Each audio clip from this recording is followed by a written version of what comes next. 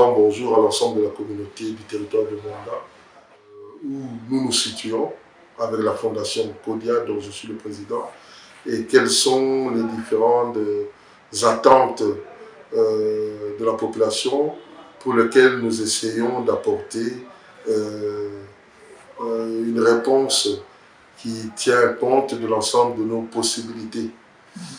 Alors, comme on nomme bien les candidats malheureux, je ne m'estime pas malheureux parce que je continue à m'investir dans notre communauté au travers des projets sociaux qui nous permettront, j'ose espérer, de pouvoir concrétiser les promesses électorales que nous avons tenues à l'égard de la population mwandaise.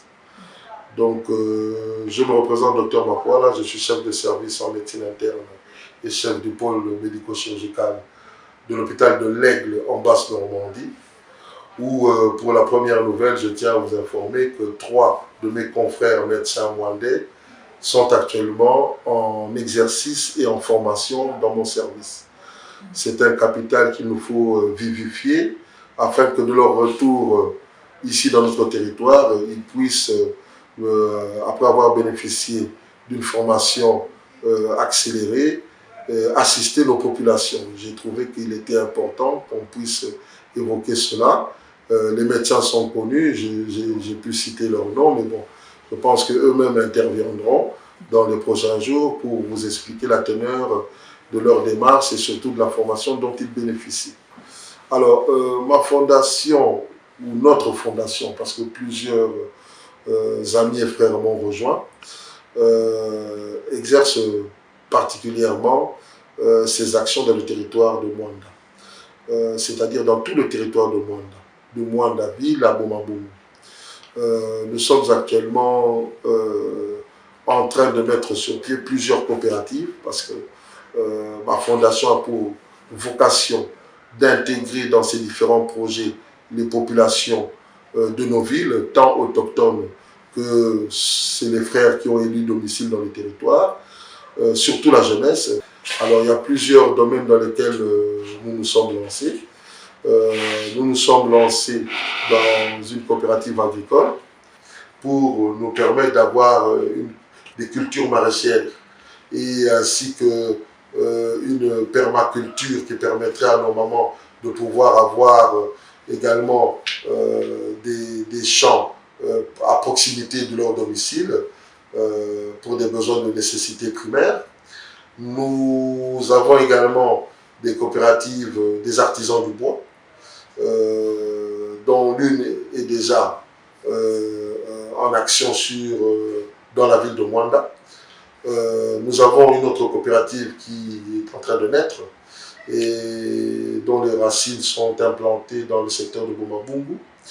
Nous avons une école, comme je l'avais promis, pour nos jeunes sœurs de coupe et couture qui s'installent aussi dans le secteur de Boma-Boumou, mais proche de la ville de Boma, qui permettra à plusieurs jeunes provenant de nos villages ou de nos petites villes de pouvoir intégrer gratuitement, c'est une formation gratuite, hein, tout ce que je dis, c'est gratuit.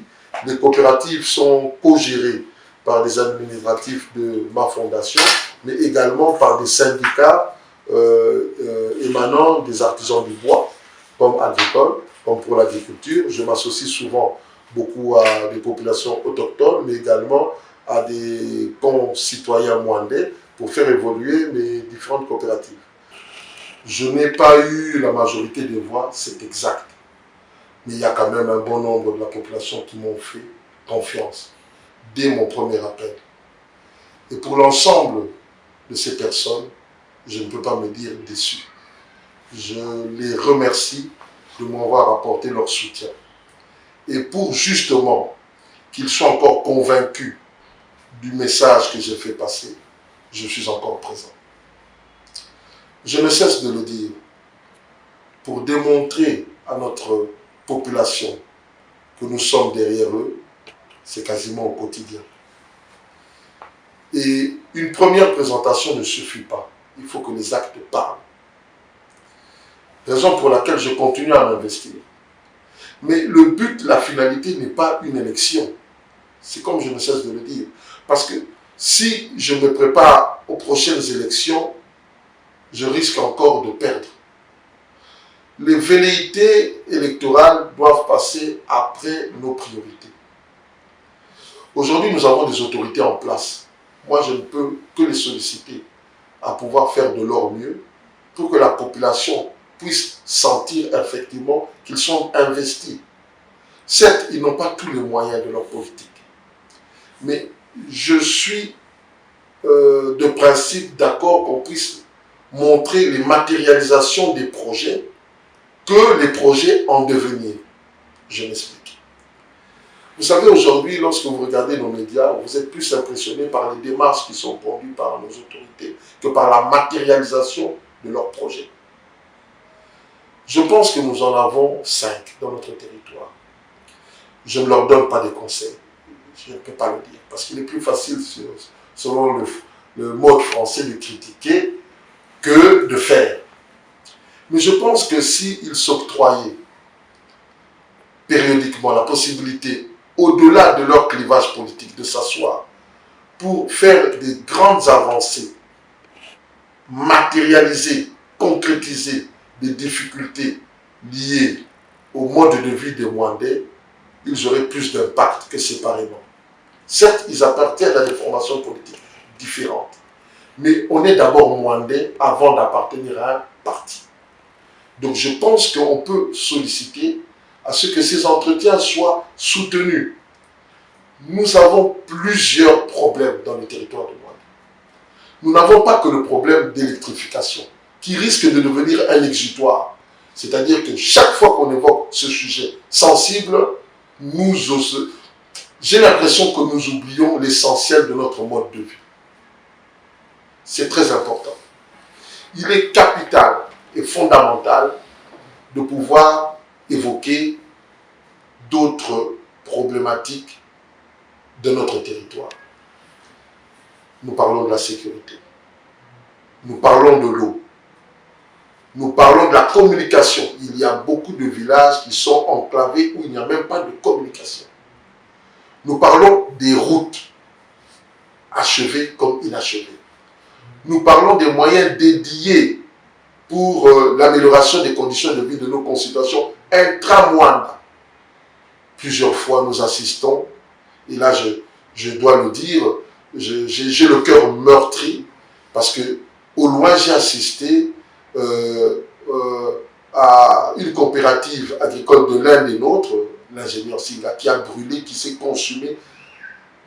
C'était un spectacle qui m'a fait beaucoup mal. Pourquoi? Parce que j'ai pensé que ça pouvait aussi m'arriver à moi, qui est une coopérative des artisans du bois ici, que nul n'est épargné.